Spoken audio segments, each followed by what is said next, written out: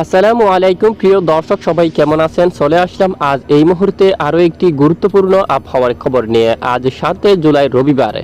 আজ সকাল থেকে সারাদিন কোন কোন জেলাগুলোর আবহাওয়া কেমন থাকবে, কোন কোন জেলায় বৃষ্টিপাতের সম্ভাবনা রয়েছে, সম্পূর্ণ বিস্তারিত আকারে জানিয়ে দেব এই ভিডিওটির মাধ্যমে। আশা করি ভিডিওটি শেষ পর্যন্ত দেখবেন। ভালো লাগলে লাইক করবেন, আর সবার আগে গুরুত্বপূর্ণ আবহাওয়ার খবর পেতে চ্যানেলটি সাবস্ক্রাইব করে পাশের বেল বাটনে ক্লিক করে রাখবেন। আর ভিডিওটি কোন জেলা থেকে লাইভ দেখছেন কমেন্ট করে জানিয়ে দিন।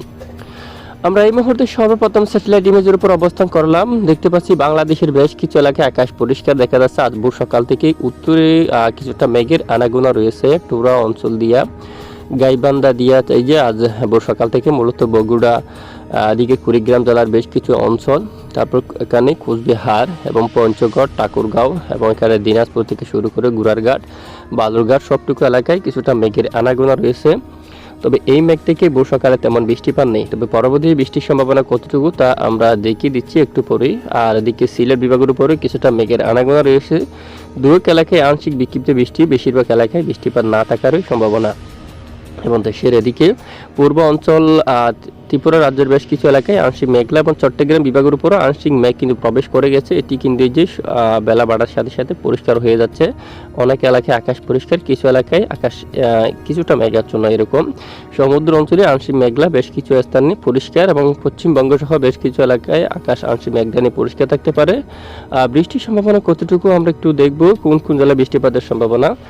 আজ রবিবার 7 জুলাই নাগাদ দেখতে পাচ্ছি এই যে সকাল থেকে একদম আমরা প্রথম উত্তরাঞ্চলেরটা দেখি, উত্তরাঞ্চলে কেমন, এবং পরবর্তী দক্ষিণাঞ্চলে চলে আসব।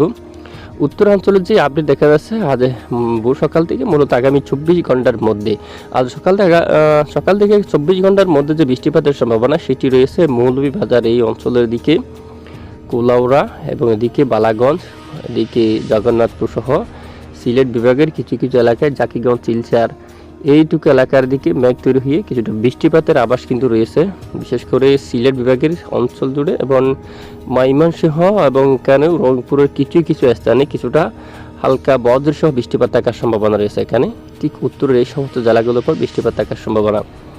এরপরে ঢাকা বিভাগের দিকে যদি আমরা একটু দেখি, আজ ভোর সকাল থেকে আকাশ পরিষ্কার অবস্থা রয়েছে, বৃষ্টির তেমন মেঘ নেই। পরবর্তীতে বেলা বাড়ার সাথে সাথে দু এক স্থানে বিক্ষিপ্ত বৃষ্টিপাত থাকতে পারে, সম্ভাবনা কিন্তু খুবই কম।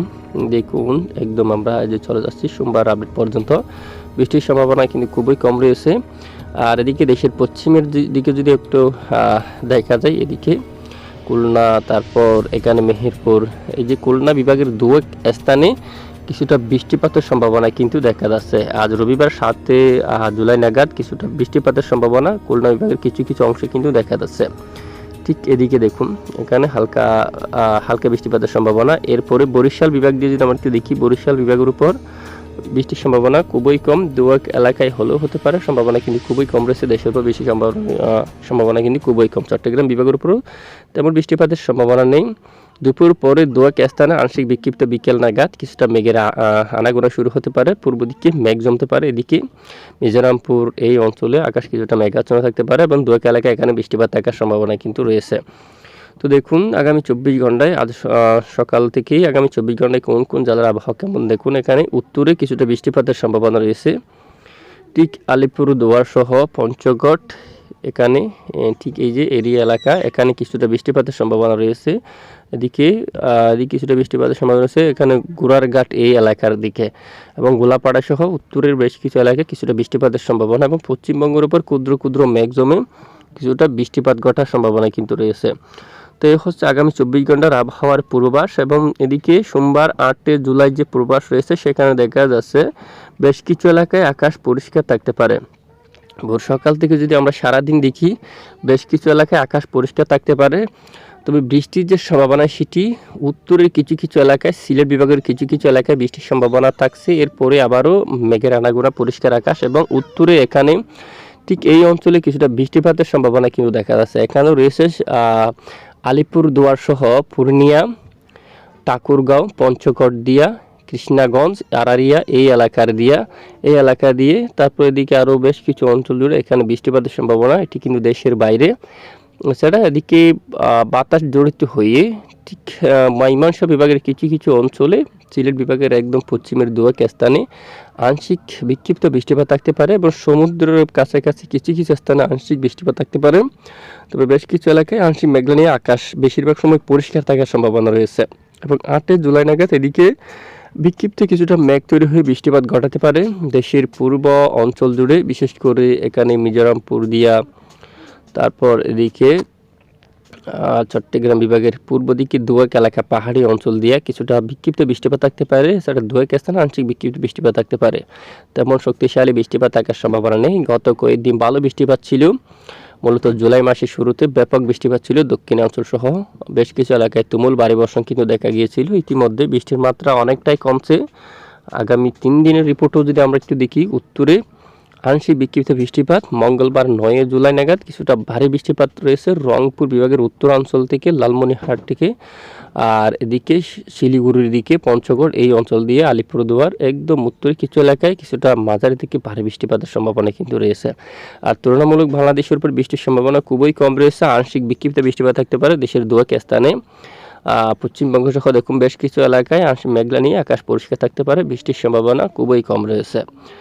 তো এ হচ্ছে আজকের আপডেট। এইবার আমরা আপনাদেরকে একটু নিয়ে যাব তাপমাত্রায়। বৃষ্টিপাত কমে গেলেও তাপমাত্রা কেমন থাকবে, বাড়বে নাকি কমবে, তাপমাত্রার যে আপডেট রয়েছে সেটা যদি আমরা একটু দেখি।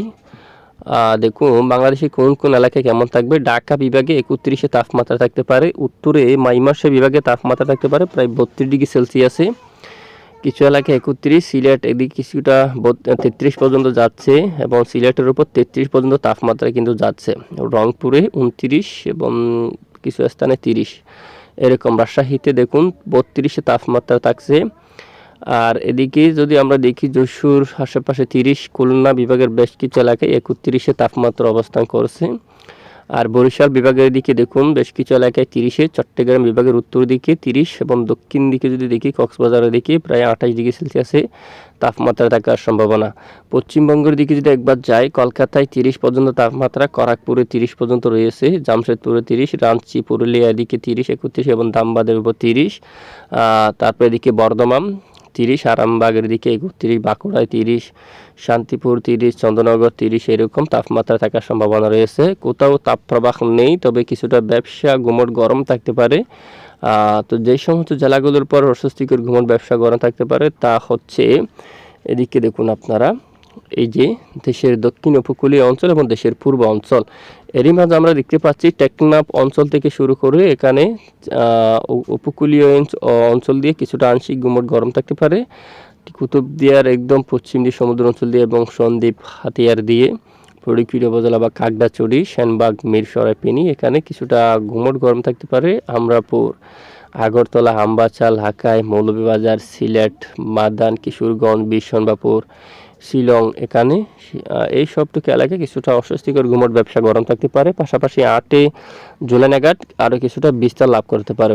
ওই সময় চট্টগ্রাম বিভাগের দক্ষিণ উপকূলীয় অঞ্চল, কক্সবাজার, মহেশখালী, টেকনাফ, ভদ্রখালী এবং এখানে কুতুবদিয়া, চট্টগ্রাম, ঠিক কুমিল্লা দিয়ে ঢাকার কিছু কিছু অংশে, ময়মনসিংহ এবং এদিকে কালাই, রাজশাহী বিভাগের বেশ কিছু এলাকায়, মালদা, মুর্শিদাবাদ কিছুটা অস্বস্তিকর গুমট ব্যবসা গরম থাকতে পারে। দেখুন ভুটান সহ এখানে কিন্তু ব্যাপক আকারে গুমট গরম থাকতে পারে। তো বৃষ্টির চরমভাবে সতর্কবার্তা নেই, দেশের কোথাও তেমনভাবে শক্তিশালী ভারী বৃষ্টিপাতের সতর্কবার্তা কিন্তু দেওয়া হয়নি আবহাওয়া অধিদপ্তর থেকে। এরই মাঝে যদি আমরা আইএমডি আবহাওয়া অধিদপ্তর দেখি কি আপডেট দেওয়া হলো, দেখা যাচ্ছে আজ ভোর সকাল থেকে কয়েক ঘন্টায় তেমন ভারী বৃষ্টিপাতের সতর্কতা রাখেনি, কিছুটা বৃষ্টিপাতের সতর্কতা রাখছে, সেটি একদম উত্তর পূর্ব অঞ্চল বেশ কিছু দূরে সেটি। তো দেশের উপর তেমন বৃষ্টিপাতের সতর্কবার্তা দেয়নি আগামী কয়েক ঘন্টার মধ্যে। তো এরই মাঝে আজ দেশের কোন কোন এলাকায় কত কিলোমিটার বেগে বাতাস থাকতে পারে একবার আমরা দেখে নেব। তো আজ রবিবার 7 জুলাই যদি দেখি, ভোর সকাল থেকে হাওয়ার দাপট তেমন নেই, স্বাভাবিক আকারও রয়েছে। বাতাসের গতিমাত্রা দক্ষিণাঞ্চল থেকে শুরু করে মধ্য বেশ কিছু এলাকায় স্বাভাবিক আকারে বাতাসের গতিমাত্রা রয়েছে। তো আমরা যদি দেখি এই যে রবিবার 7 জুলাই একদম বিকেল নাগাদ যদি যাই, হাওয়ার দাপট কেমন থাকবে দেখুন। ঠিক গতকালের মতো, ঠিক 6 জুলাই যেভাবে ঝড় বাতাস ছিল সেরকম কলকাতা সহ পশ্চিমবঙ্গের বেশ কিছু এলাকায় 30 কিলোমিটার মধ্যে সর্বোচ্চ বাতাসের গতিমাত্রা যেতে পারে দমকা হাওয়া আকারে। খুলনা বিভাগে সর্বোচ্চ 30-32 পর্যন্ত যেতে পারে এবং বরিশালে 31 পর্যন্ত যেতে পারে সর্বোচ্চ, কলাপাড়া সহ এসবটুকু এলাকায় দেখুন। আর এদিকে উপকূলীয় অঞ্চলে 31 পর্যন্ত, চট্টগ্রাম বিভাগের উপকূলীয় অঞ্চলে 30 পর্যন্ত, বেশ কিছু এলাকায় ঢাকা সহ কুমিল্লা ঠিক একই নিয়মের বাতাস থাকতে পারে।